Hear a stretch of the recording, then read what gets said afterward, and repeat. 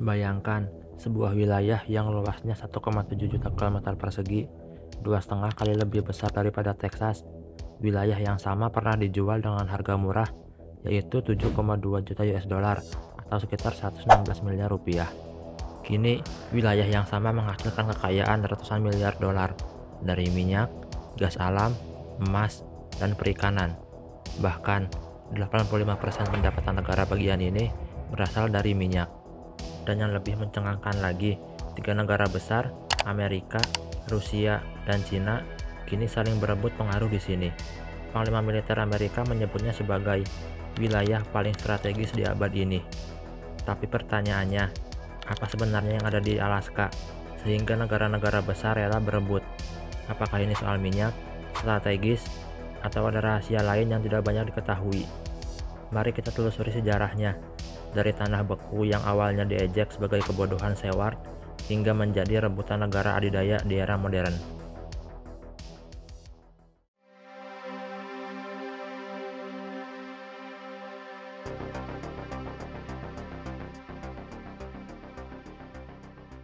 Sebelum menjadi rebutan, Alaska sebenarnya sudah dihuni manusia sejak 12.000 tahun lalu. Situs arkeologis One Point dekat Fairbanks membuktikan bahwa manusia purba bermigrasi dari Asia ke Amerika melalui jembatan darat Bering. Ribuan tahun kemudian, pada awal abad ke-18, Imperium Rusia mulai melirik wilayah timur. Tsar Peter the Great, penguasa Rusia yang haus ekspansi, punya ambisi besar, menemukan di mana Asia berakhir dan Amerika dimulai. Pada tahun 1725, tak lama sebelum kematiannya, Peter menulis sendiri sebuah piagam yang menugaskan seorang navigator Denmark bernama Vitus Bering untuk memimpin ekspedisi ke timur. Tahun 1728, Bering berlayar melewati selat yang kini namanya diabadikan sebagai Selat Bering. Ia membuktikan bahwa Asia dan Amerika tidak menyatu, tapi dipisahkan oleh lautan. Sejarawan Orkut Frost dalam bukunya Bering, The Russian Discovery of America yang diterbitkan Yale University Press tahun 2003 menulis bahwa ekspedisi ini adalah salah satu pencapaian navigasi terbesar abad ke-18. Meski Bering sendiri gagal melihat daratan Amerika karena kabut. Baru pada ekspedisi keduanya, tahun 1741, ia berhasil mendarat di dekat Pulau Kayak, Alaska Selatan. Inilah pertama kalinya orang Eropa menginjakkan kaki di Alaska. Sayangnya, dalam perjalanan pulang, kapal Bering karam di pulau yang kini bernama Pulau Bering. Sang penjelajah akhirnya meninggal di sana. Namun, awak kapal yang selamat membawa kabar ke Rusia. Tanah baru itu kaya akan bulu berang-berang laut yang sangat berharga. Kabar ini memicu gelombang pemburu bulu Rusia yang berdatangan ke Kepulauan Aleut. Mereka hampir memusnahkan berang-berang laut dan juga menindas penduduk asli Aleut. Pada tahun 1784, Rusia mendirikan pemukiman permanen pertama di dunia baru, tepatnya di Pulau Kodiak. Ini menandai awal resmi kekuasaan Rusia di Alaska. Tahun 1799, Kaisar Paul I memberikan hak monopoli kepada perusahaan Rusia Amerika untuk mengelola Alaska. Mereka kemudian mendirikan Sitka sebagai ibu kota kolonial pada tahun 1805 yang tumbuh menjadi metropolis di pesisir Pasifik. Sejarawan Andre Grinev dalam bukunya Russian Colonization of Alaska, From Heyday to Sale yang diterbitkan Stanford University Press tahun 2022 mencatat bahwa jumlah penduduk Rusia di Alaska tidak pernah lebih dari 400 hingga 800 orang. Sulit membangun koloni besar di tengah iklim ekstrim dan jarak sangat jauh dari Saint Petersburg. Sejak 1744, Alaska resmi menjadi koloni Rusia. Meski penguasaan efektifnya sangat terbatas, perusahaan Rusia Amerika memonopoli perdagangan bulu berang-berang laut, gading walrus, hingga es dan teh yang diekspor ke berbagai negara. Selama hampir seabad, Alaska menjadi wilayah Rusia yang sunyi, jauh dari hiruk-pikuk ibu kota, hanya dikunjungi pemburu bulu dan misionaris. Tapi di balik ketenangan itu, badai perubahan mulai mendekat.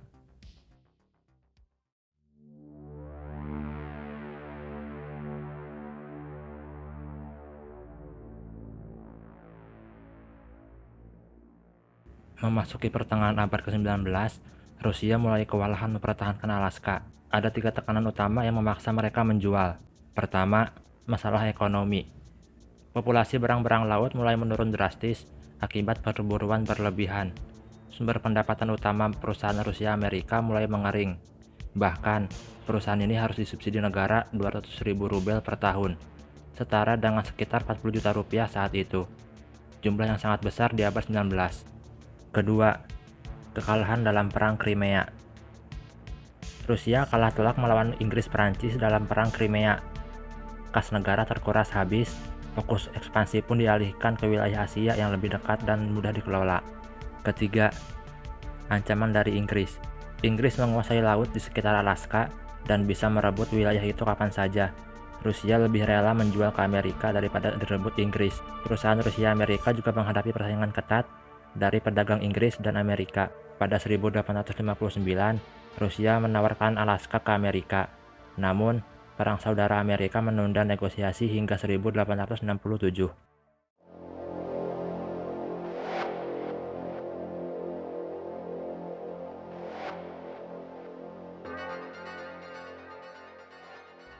Desember 1866, negosiasi dibuka. Tsar Alexander II mengutus diplomat Baron Edward de Stowell bertemu Menteri Luar Negeri Amerika William H. Seward. 30 Maret 1867, kesepakatan tercapai, harga 7,2 juta US dollar atau sekitar 2 sen per akre.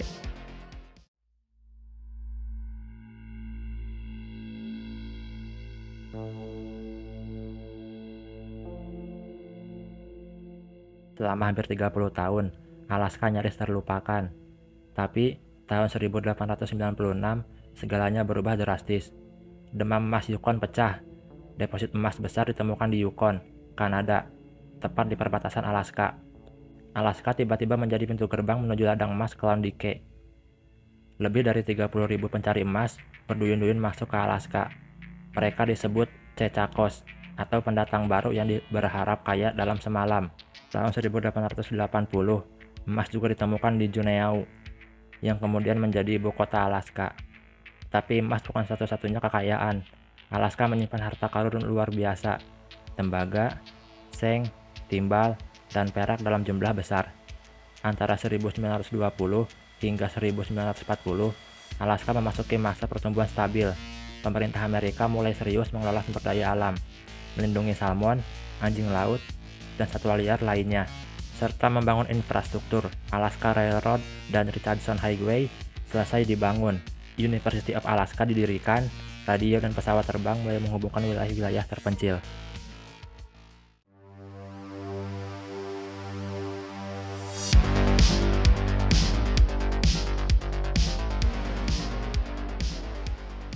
Tahun 1941, babak baru dimulai.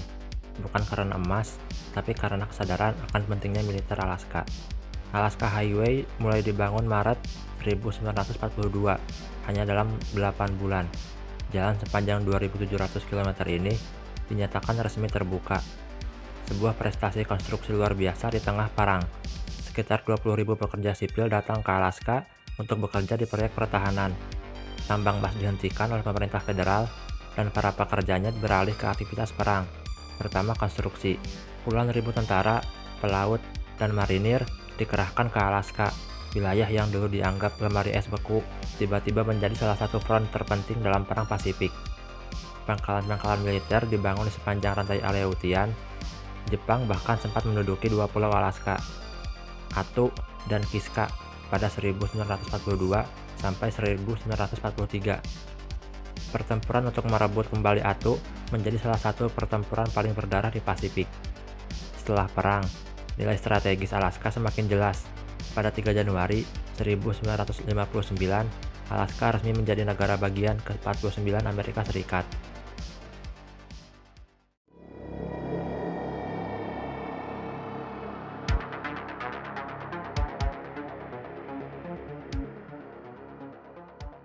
Tapi, penemuan terbesar belum terjadi. Tahun 1968, segalanya berubah lagi. Ladang minyak raksasa ditemukan di Prudhoe Bay, di lereng utara Alaska, tepat di tepi Samudra Arktik. Cadangan minyaknya mencapai 25 miliar barel, salah satu ladang minyak terbesar di Amerika Utara. Tahun 1974, pembangunan pipa raksasa dimulai. Trans-Alaska Pipeline System sepanjang 1.300 km ini adalah proyek konstruksi swasta terbesar dalam sejarah. Pipa berdiameter 48 inci ini mengalirkan minyak dari Prudhoe ke pelabuhan Valdez di selatan.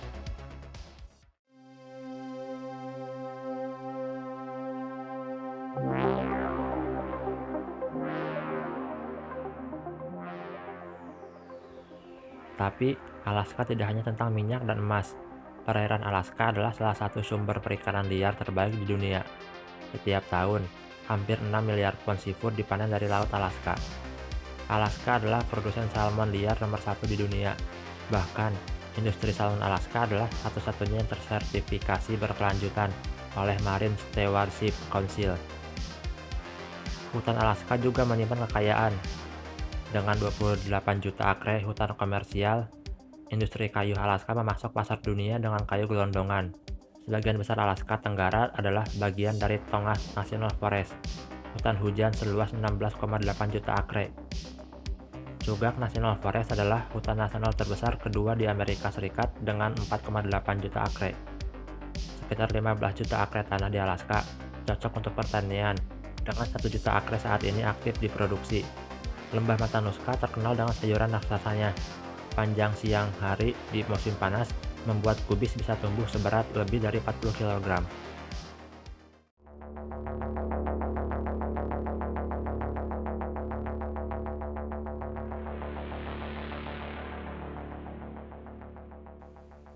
Kini, di abad ke-21, Alaska kembali menjadi sorotan. Bukan karena emas atau minyak, tapi karena posisi strategisnya di Arktik yang semakin terbuka akibat perubahan iklim. Geografi adalah jawabannya. Alaska hanya berjarak 85 km dari Siberia, di titik terdekat daratan utara. Rute penerbangan yang melintasi kutub utara adalah jalur terpendek antara Asia dan Amerika Utara. Bandara Internasional Ted Stevens kini menjadi salah satu hub kargo tersibuk di dunia. Setiap hari, puluhan pesawat dari Cina, Korea, dan Jepang mendarat di sini untuk mengisi bahan bakar atau bertukar barang sebelum melanjutkan perjalanan ke daratan Amerika. Dari perspektif militer, Alaska adalah benteng garis depan.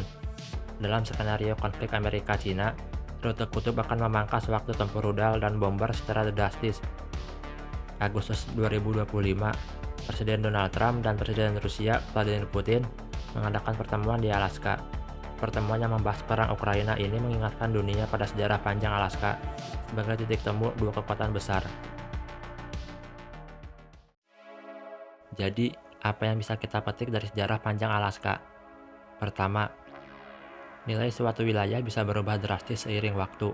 Kedua, keputusan geopolitik 150 tahun lalu masih bergema hingga kini.